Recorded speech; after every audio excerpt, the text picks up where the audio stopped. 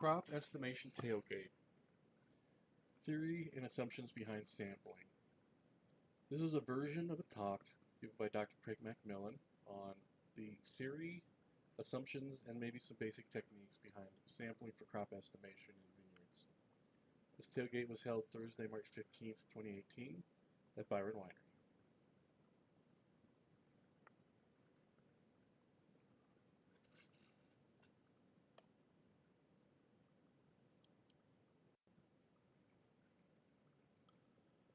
I'd like you to imagine in some way that the future already exists. In that spur on the left, there are buds. In those buds are the primordia of the flowers that will become clusters that will become crop. So in some sense, the final crop is already determined in that tissue on the left. The question is, what things will happen between now, meaning the left, and when we're ready to pick the crop we see on the right.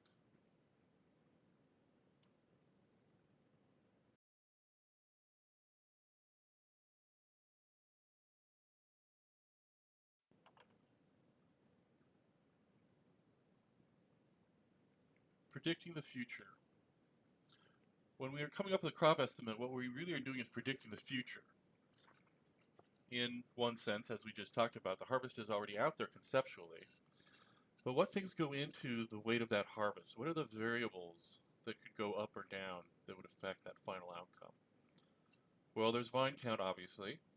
The more vines per acre, the more weight per acre. Although that's not always the case. Cluster count. The more clusters per vine, the more clusters per acre, the more weight per acre. Again, this can vary pretty dramatically. Cluster weight. We have a cluster count, but the weight of those clusters is obviously what's tied to the final weight at harvest. Cluster weights are a difficult number to handle and estimate, as we will discuss in a couple of slides. And berry weight. Berry weight also can vary dramatically year to year, and that makes it especially difficult to estimate crop accurately.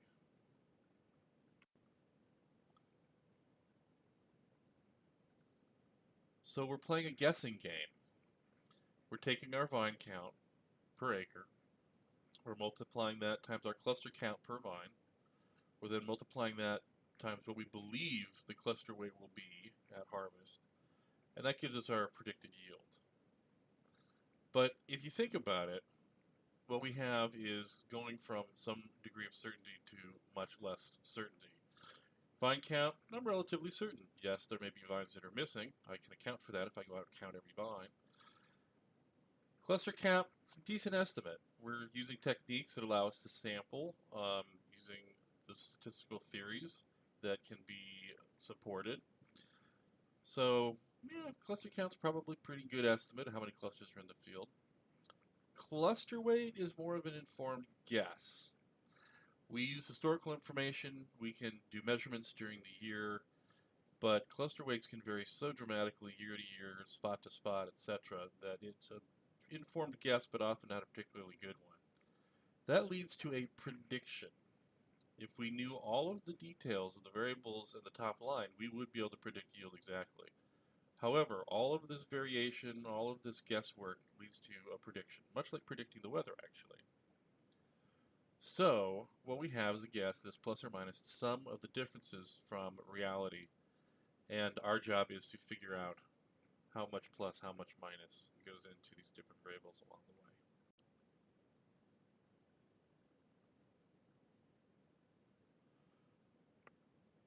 But there are lots of other things that change as we approach harvest that we cannot account for quite as well.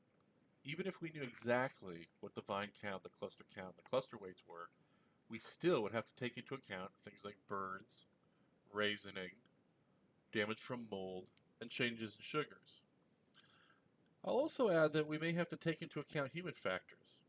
Let's say we want to drop some fruit. Well, how much did we drop? And how much will that affect our estimate that we already had? As you can see, it's not just a question of good data collection, it's also a question of estimation of things we have no control over and that are very difficult to estimate.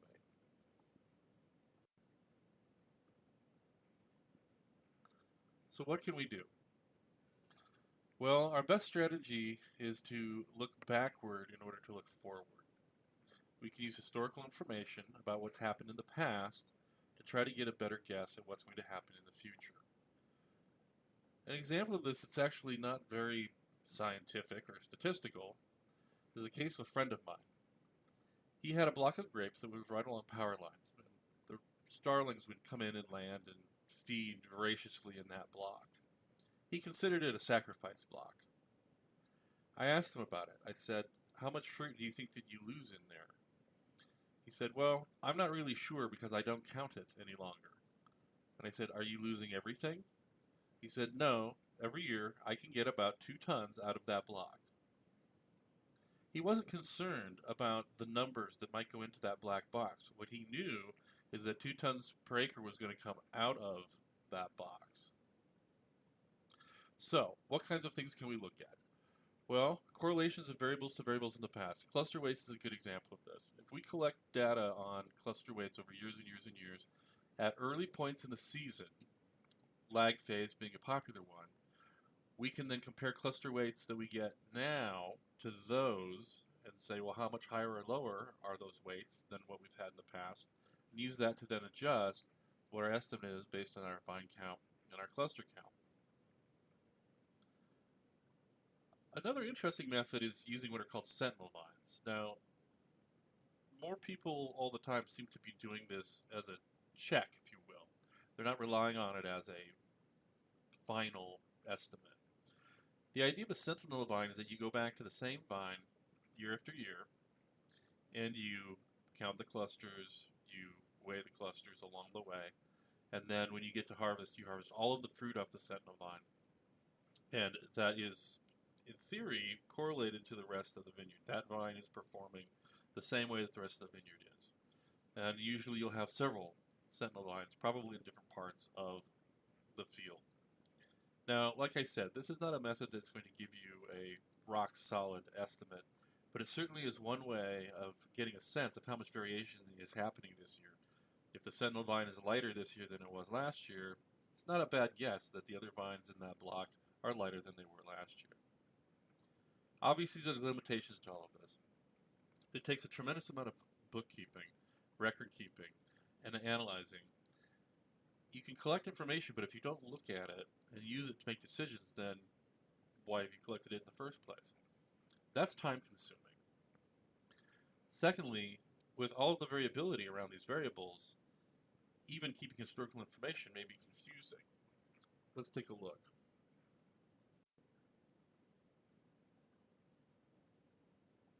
Here we have 3 estimates. This is a block of Grenache on 1103 Paulson rootstock that was harvested in 2017. Now, since that's in the past, we know what reality was. It was a 9.6 ton per acre harvest. But now let's go back and see how we estimated that. Firstly, in vines per acre, we'll see 959 with an asterisk. That's because the spacing is for 968 vines. But the grower went in, did a census, some counts, and decided that about 1% were missing, which gave us the 959 number. Fantastic. We have a much better representation of reality in terms of our vines per acre number. They like to start early, so we've done pre-bloom cluster counts, and we got 31. They've also collected a lot of historical information on cluster weights at harvest, what they expect they will be at the end of the day. So this is a pretty solid number, built on many, many years of data collection. The number is 0.35 pounds per cluster. This gives us a pre-bloom estimate of 5.2 tons per acre. Now, we know that the actual harvest was 9.6, which means we are way off. We have no way of knowing that in this point in time in pre-bloom. But look at how big that difference is. That's going to cause some serious logistical issues along the way. Now, post-bloom, we have 26 clusters in our cluster count. Now, what might account for that? Well, it could be that there was some shoot thinning and clusters were removed from the vine. That's entirely possible. It could be that the first cluster counter was better at their job and found more clusters than the other one. That happens. Data collection is not uniform between people many times. Or those could just simply be numbers that are part of a bigger picture, part of the variation in the vineyard itself. Those two numbers may be around a mean, around an average, and neither of them is actually wrong, but neither of them is right on the money either. Again, 0.35, and now we have a post-bloom tons per acre of 4.36. Now we're even farther off. Again, and we do not know this. Cluster counts at lag phase are very popular. Lag phase, of course, being the point where cell division switches over to cell elongation, period of a week to 2 weeks or so, the late summer before veraison. A lot of work has been done to determine what are ratios for cluster weights at lag phase. So, this time we do cluster counts and we get 36. Maybe it's a better counter. We certainly didn't put clusters back on the vine. Lag phase, predicted cluster weight. Well, we take clusters at lag phase, we've harvested them, we weigh them, we get an average, we multiply it times a factor. And now we're really starting to see something strange here. 0.525 pounds per cluster, that is much higher than the historical cluster would be. This has got me a little bit worried. That gives me, though, an estimate of 9.06 tons per acre. Well, that's a lot closer. Now, let's think through this for a minute. Which one of those numbers would you trust? The ones that are based on historical cluster weights? The ones based on the current cluster weight? You'd say, well, I will use the current cluster weight, of course, the lag phase cluster weight. But have you ever gotten 9.06 or 10 tons per acre out of that block? Well, in this case we did, which then raises the question, what are we going to do with this historical cluster weight? Are we going to put it into our data set? It's a legitimate number. It's just much higher than what we've had in the past. Do we throw it out? It was an unusual year. Well, you can think about that and make your own decision as to what to do.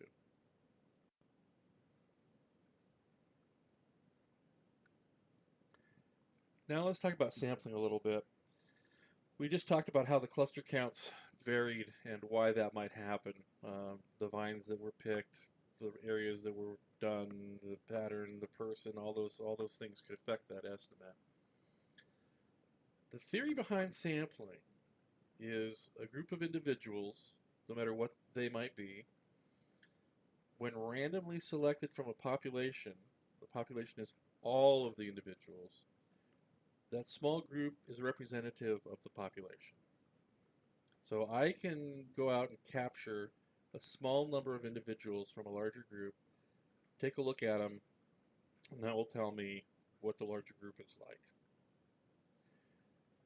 Another assumption is that there's nothing special about any individual in the population that would influence whether they are selected or not. We'll talk about that here in a second.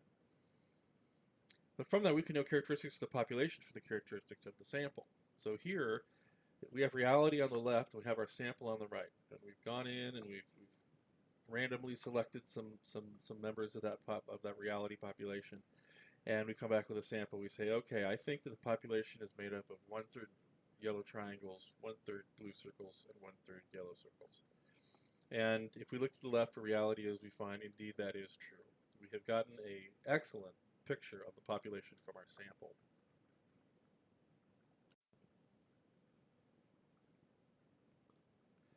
But of course the world is usually not like that. On the left now we have a population that's different than the one that we just looked at. We randomly selected some individuals. We came up with the same sample, the same distribution, the same types, one triangle, one blue circle, one yellow circle. But when we compare our sample to the actual population, we find that there are some differences. We overestimated the number of yellow triangles. We said about 1/3 of the population was yellow triangles, when reality is 20%. We completely missed blue triangles in our sample. That is like missing diseased vines. That's like missing dead vines. That's like skipping vines that don't have much crop in the interest of saying I want to get a representative sample. Yes, you do want a representative sample, but you also need to have that representative sample be accurate, and that's hard to do. It's very hard to do. That's where random sampling comes in. Is if I say I'm going to pick a random row and go down to a random vine, well, the decision isn't mine. But that's not tend to be how we work, really. So we missed the blue triangles completely, and that might affect us later on. The yellow circles, we got pretty close. We said there was 33, and it's actually 30. And the blue circles also, we got pretty close. Again, this alone can be confusing because I got so close in my estimate of the yellow circle and the blue circle, I must be doing something right. Or there's something about the circles that, they're more common somehow, or I can find them somehow. And in fact, it's not the case. We just happened to capture close to the right amount of yellow circles and blue circles. That's all there was to it. Now, when we go back and we think about these differences and we say, well, there's diseased vines, or there's dead vines, or there's vines that don't have a lot of crop, if you're machine harvesting and you're taking everything off of the vine row, this can be kind of a big deal because you're not skipping any particular vine. The vine has any fruit on it at all, that fruit's going in there. Hand harvesting can have the opposite effect, where if you instruct pickers to not pick this type of fruit, but it was counted in the estimate, well, we've just added another variable to throw off our estimate, which is making it even harder to get a good picture of what reality is going to be before it gets here.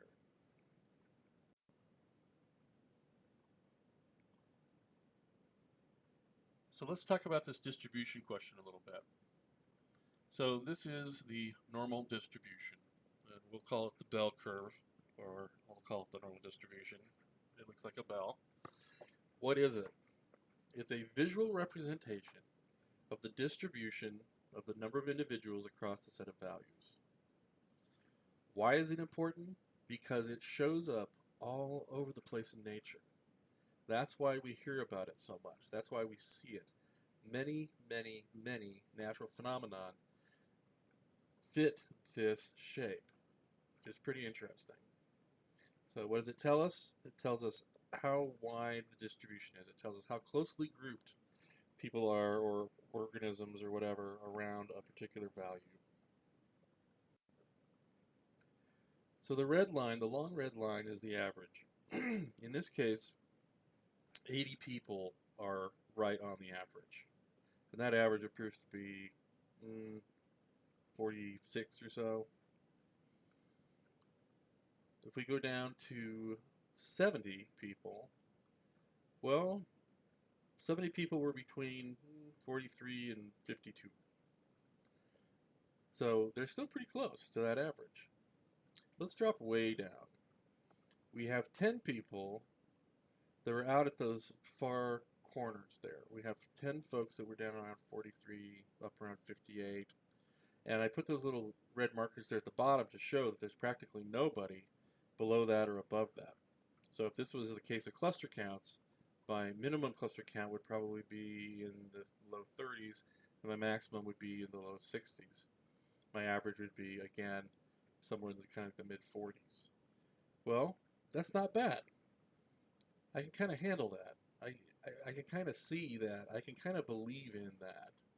I don't have anything too high. I don't have anything too low. For the sake of argument, let's say that those cluster counts kind of fit what I've had historically. And I have quite a bit of data there. I mean, I have 80 counts right just at the average. Plus, I've got a ton more in other parts of this distribution. Oh, but things are not always like that. This is also a normal distribution. The same pattern that's found throughout nature. It's just a different shape. The difference in shape is that it's wider. It's more flat. And that's not good. There's the average. So let's say that's 55 or so. Not a lot of folks are grouped around that average. Not a lot of vine counts, a lot of cluster counts are right around that average. And we can go farther and farther and farther away from that average, and there's still plenty of vines that will get counts in those areas. Remember that other curve, it actually kind of hit bottom.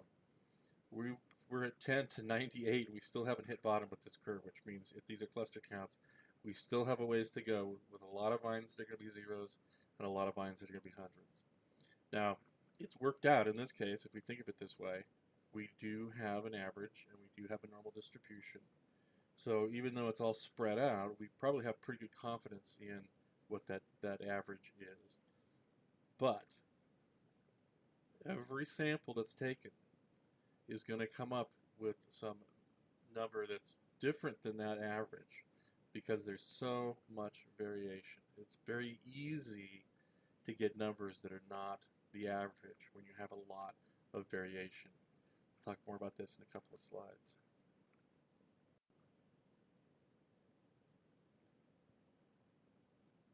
Now, this is an interesting case. This data is from a grower who counted every cluster on every vine in a small block of Chardonnay. So we have reality. We know how many clusters were on each individual vine, and we have a map of it, in fact.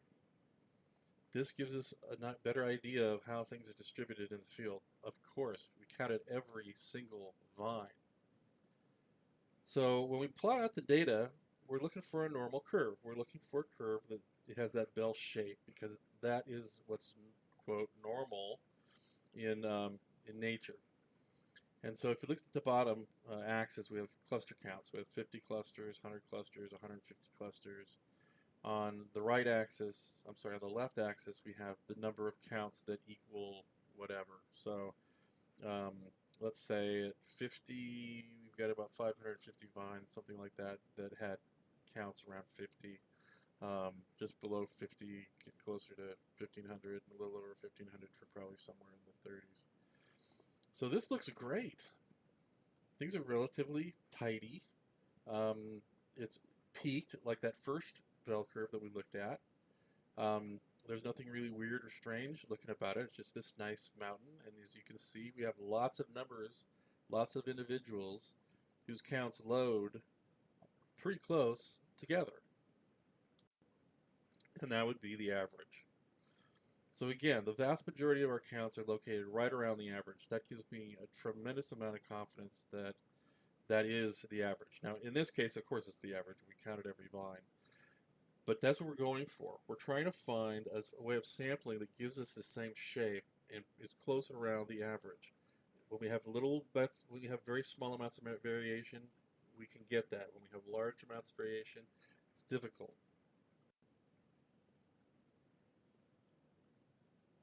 But now we can look at the variation that is there. So we have a fair number of vines and vines that were zeros or close to it. We had a range of vines between about 75 and 125. We either had a vine or two out near 150. This is a reality. We counted those, we found those, but the vast majority of everything else fit around that mean.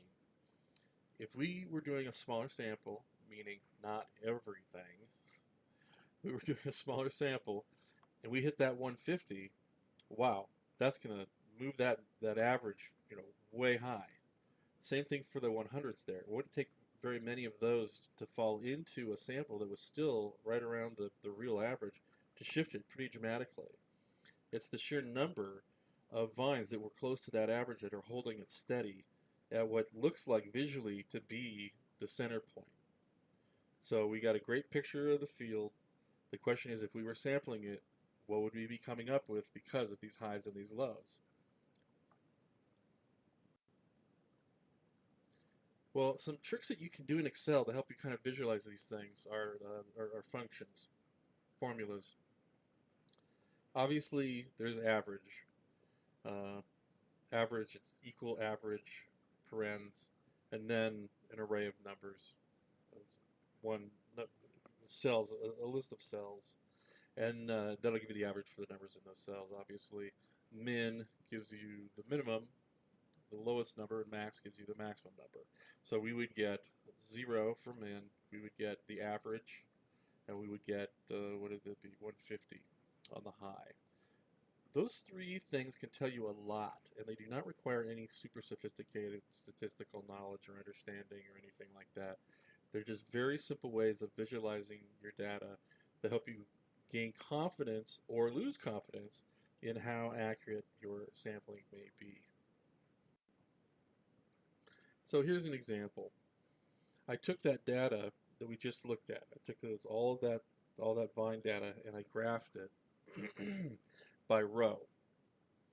So I took all the vines in row 1, and I came up with an average, and I came up with a high and a low. The reason I did that was to see if there's a pattern across the field. Now, that high vine, that max vine, that 142 vine, is in, looks like row 5. Well, that's definitely weird. It's just standing out there. I don't have an explanation for it. I might be curious to go look at it. Probably not. But it moved the average for that entire row really high. Okay, so before we were looking at it as an individual. Now we're looking at the row that it's in. And you can see it move a little bit. You can see the average going down, down, down, and then the average start to come back up as a result of that.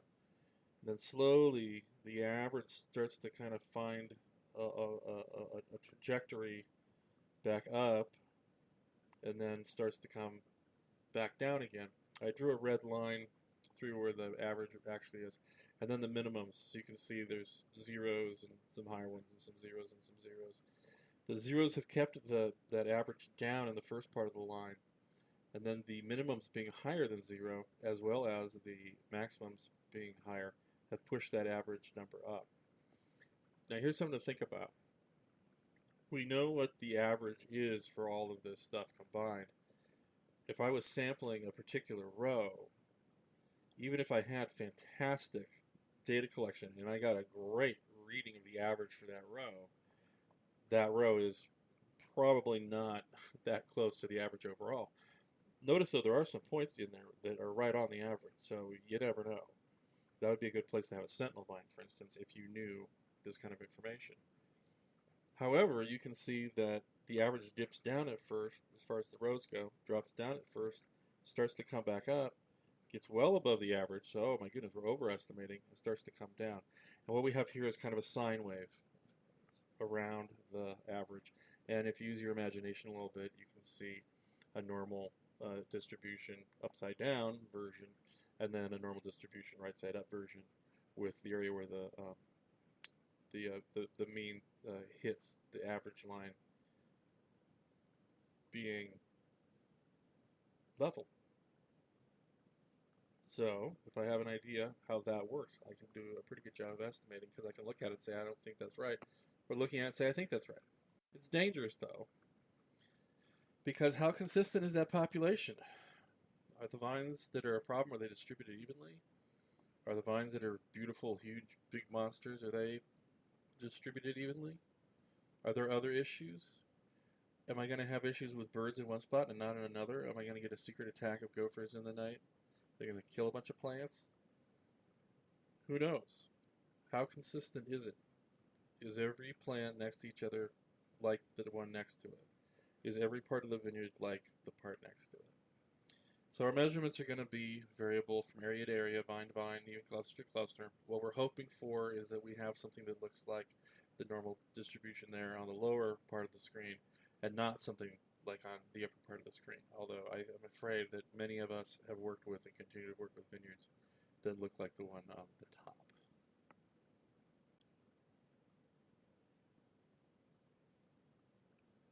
So let's go back and talk some more about sampling theory.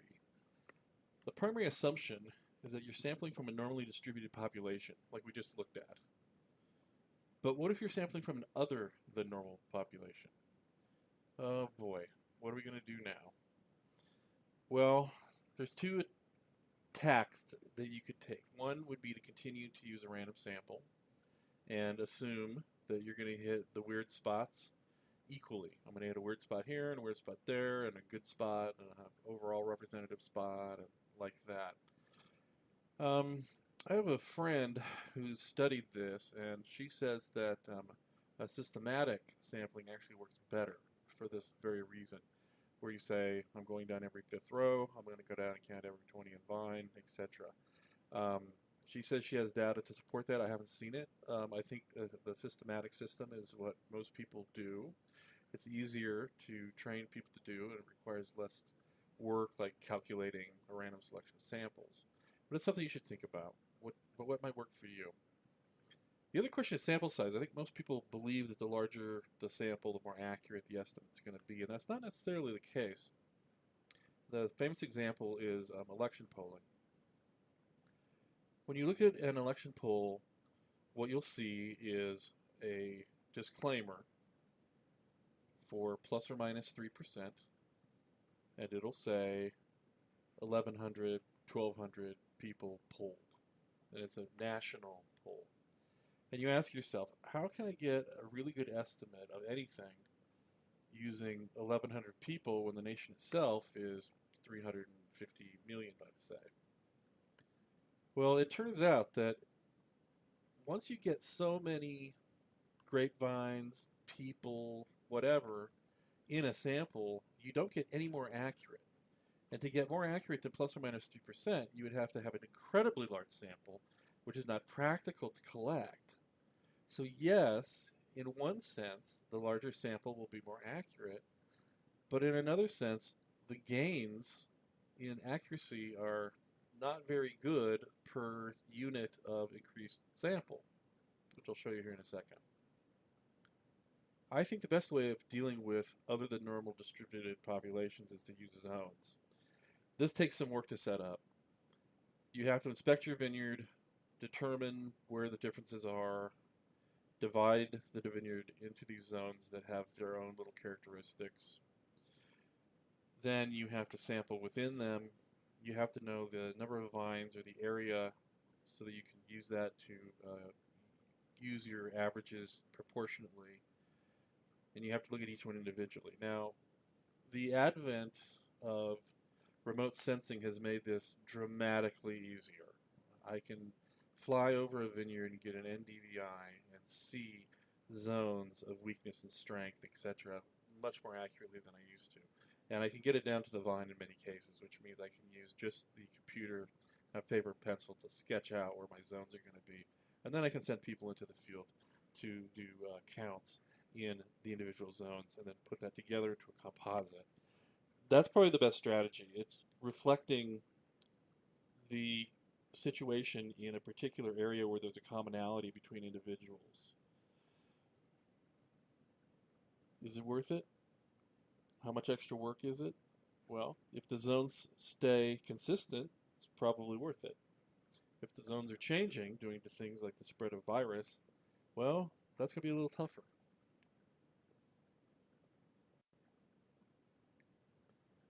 And here's what I mean about too big of a sample. This comes from that data where the grower had counted every cluster on every vine in a small block of Chardonnay. What I did was I took that whole big number of readings and I randomly selected 6, 45, 75, 105 out of those numbers and then compared that to what I knew the final yield was. So in that block, and honestly I don't remember what the size of the block was, so I apologize, but the percentage is a big sense. The percentage is a stick. If I went into that block and I counted 6 vines, I'm counting 0.1% of all the vines in the block. And my estimate in this case was off by about 16%. I went out and I counted 45, let's say. Now I've counted 0.8% of the vines in this block. I've only dropped down to about 14. So I still am not very accurate. But if I up that to 75, which is 1.4% of the total vines, now I drop down to 5%. So now we're talking. Now we're in the zone. Here's the problem. For any size block, how many vines is 1.4%? How much time does it take to collect cluster counts? Before someone goes out and starts going for the big sample, you got to kind of do a little time audit and figure out how much time that's going to take. That 5% is sure tasty looking, but if it's going to cost me $1 million to do it, that's not very exciting. And in fact, if you look, I went from 0.1 to 0.8. That's 8 times. I went from 0.8 to 1.4. That's like twice. That's quite a bit. Now you can see where we've hit that diminishing returns. If I kind of hit 1.9%, I get to 3% close of an error, which is a great estimate. If I count 4% of the vines, I can get it down to 2. If I count 8% of the vines, in this case, it came back up to 3. So it looks like right around 3 is kind of where things level off. And then if I count 60% of the vines, I can get it down to 1%. Yay, fantastic. However, when we look at how much time it would take to count these samples, it becomes very unwieldy. So the question is, based on the amount of money that's involved, the time, because I have to get through all these blocks, is 16, 15, 14%, is that accurate enough? Is that as much accuracy as I can afford? And then I look at it and go, wow, I really would like to get down to 5. Well, if we do some math and figure out, can we afford that? Can we afford to get down to 5?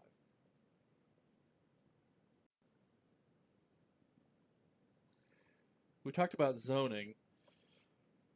This is graphical representations of that Chardonnay block where we had every cluster count for every vine.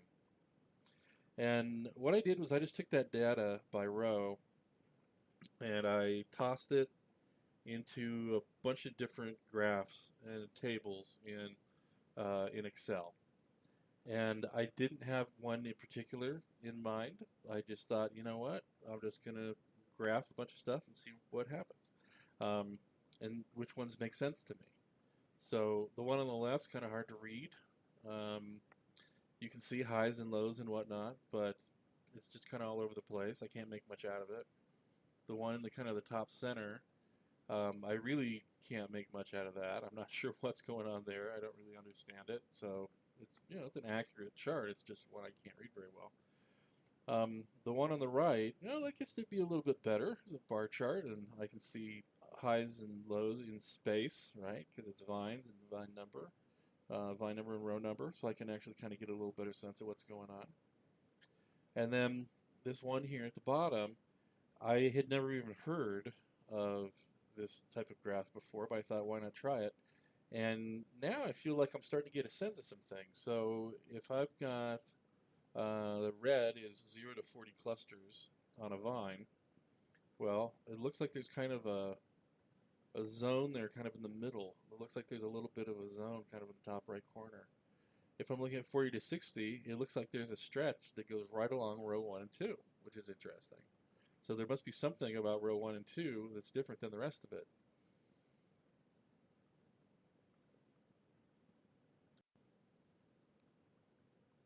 So again, the future exists. It's already there. The question is, how do we get there? And can we account for all the various things that are going to happen in between? Also, the future is out there, but we aren't able to get our hands wrapped around it.